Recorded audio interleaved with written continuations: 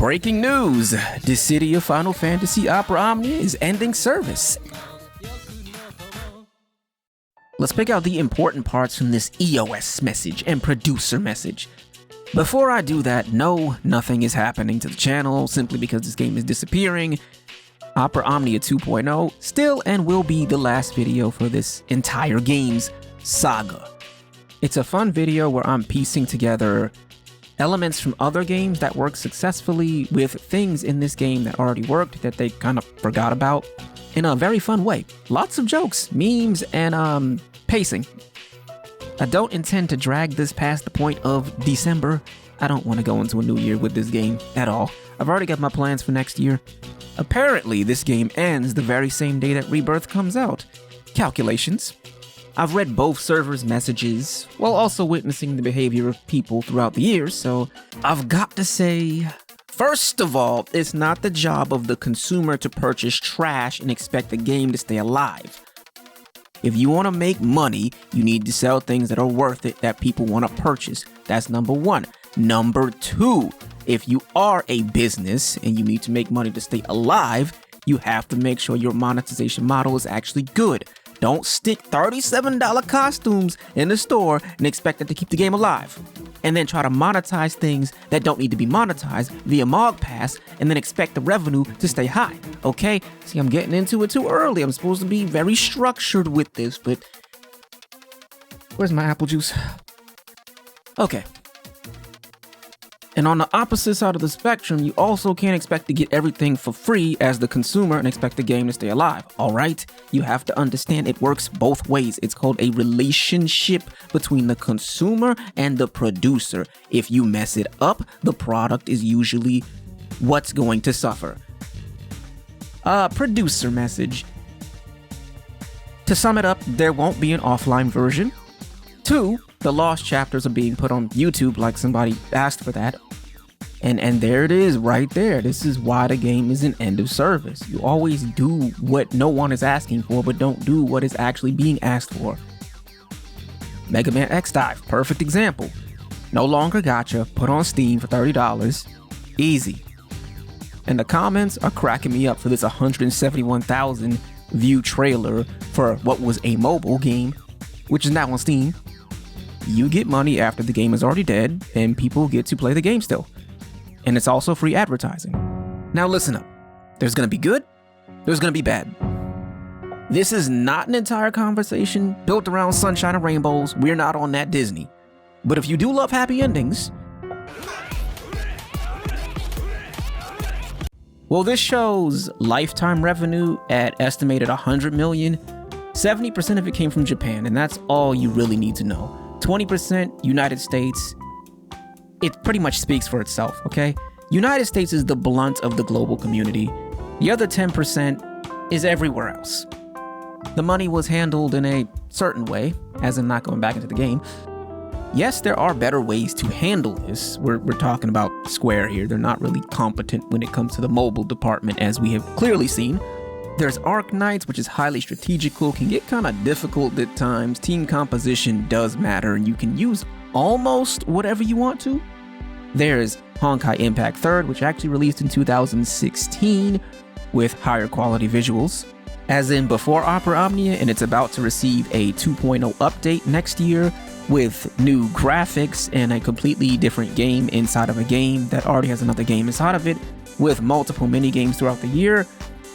Recently in 2022, from the creator of Angel Beats, Heaven Burns Red. It's been pretty consistent and is a very Japan-centric game.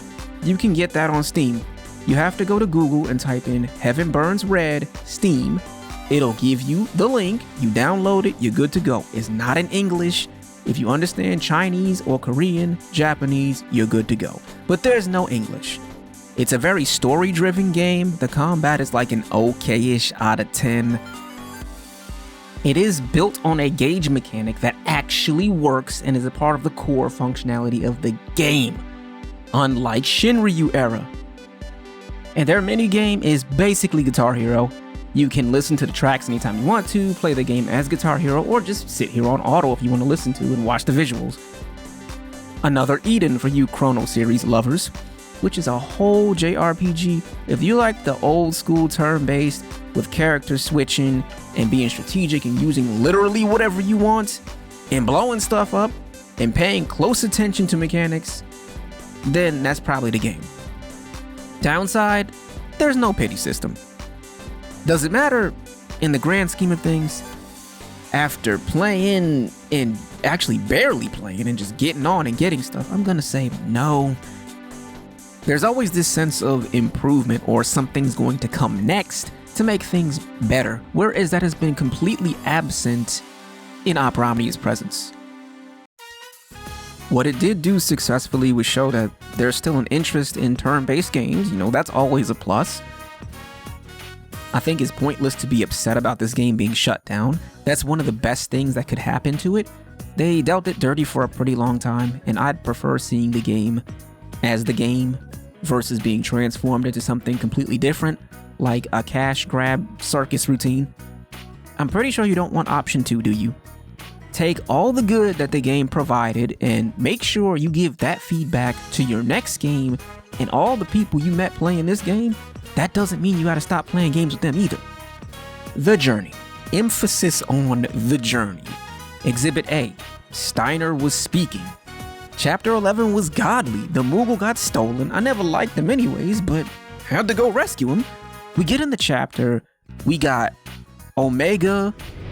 Serious background music. The map looked crazy. We got to the middle of the stage. We fight all the villains and they bust out like this is Kingdom Hearts out of portals, and it's like, oh wait, we got 1, 2, 3, 4. We can't proceed unless we beat them. And then after we beat them, we have to fight the mannequins. Then we fight Ultima, and then we fight the Black Will, and then we get the Moogle back and we kill him. Not the Moogle, the Black Will transforms. We were attacking parts on the boss. Then it had another phase. There wasn't a single chapter in the game that did it better, not even close. In fact, after that, I think they just stopped caring and it went like super fanfiction-y. I definitely enjoyed battling, but there were glaring issues staring me in the face and everybody else in the face for a long time, and I think we should address that before going any further. So this is the part where we see this is the best mobile game experience ever. It's the most generous mobile game experience ever. Both which are not even close to being true. And this is with facts. We're not using opinions. Here are the blunt of the problems. First of all, the very nature of this game, gacha, is the complete opposite of generosity, so your entire argument is pretty much thrown out the window, unless, of course, it's a reference to anniversaries, which actually transcends this game, and they're literally just handouts, but low-key an investment to keep players for the long term. 2, it's incredibly manipulative. Let's back this up with facts. Shinryu, Lufenia plus Lufenia. In Lufenia, it introduced the orbs, which pretty much dictated how you could play and what you can and can't use. Look at any fight, it'll tell you there's a specific requirement that if you don't do, you will be killed for it. Lufenia Plus comes around, you basically lose all your damage, and they sell it back to you with Burst Plus. Shinryu comes out, the life skyrockets, they introduce this HP bonus system and force gauges on both sides, player and enemy. This now forces players to go after new weapons in order to do the exact same thing that they have been doing since the game started, which is doing damage. And if you don't play into this system, then you don't do any damage at all. You will effectively be outscaled by the ever-increasing health if you do not partake in these weapons. There is no game modes, no mini-games, little to no communication, basic quality of life that would either be implemented 3 years after it was asked for or just ignored altogether. That was relatively simple. Lastly, we got the usable character base. At the top, we got this box called the field. At the bottom is called the bench. The bench contains most of the characters. The field has a set limit in which it will not exceed, which is usually like 30-ish, and it sometimes decreases to 1/3 use case scenario. So the other 2/3 can be countered by Lufenia orbs or Shinryu gauges / gimmicks that don't really make any sense. So what they have here is a character proxy, as I'm gonna call it. You take a few out from the field, put them on the bench. You take some from the bench and put them on the field. Now the ones on the bench haven't been updated in forever. whereas the ones on the field are now on the bench. So they make this cycle everlasting. But the maximum capacity on the field never increases, and they constantly control what you can or can't use. Resources are heavily time-gated, so even if you get the weapon, well, you can't upgrade it. These are very important variables that people do not pay attention to. And that's it. Not much more needs to be said. That's all of the important information, and I can link the questionable design video somewhere on the screen or in the corner at the end of the video, whatever. Doesn't make a difference, because these problems, they've been here for a while, and let's not act like we didn't notice them. They did heavily contribute to this game's downfall.